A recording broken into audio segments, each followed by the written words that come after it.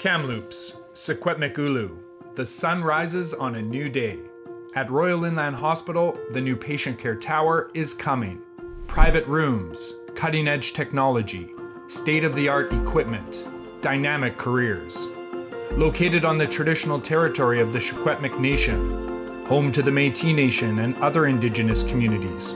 Together, we've created culturally safe spaces for all.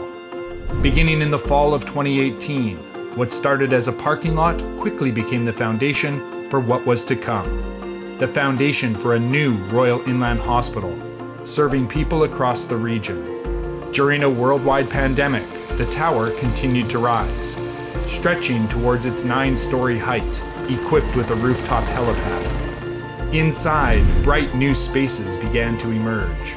Working with community partners, a shared vision of health and well-being for all was coming alive. Enhanced care spaces to match the immense skill of the healthcare workers that call it home. A hospital made in Kamloops, inspired by the people of the region. Care lives here. Coming to your community, July 2022.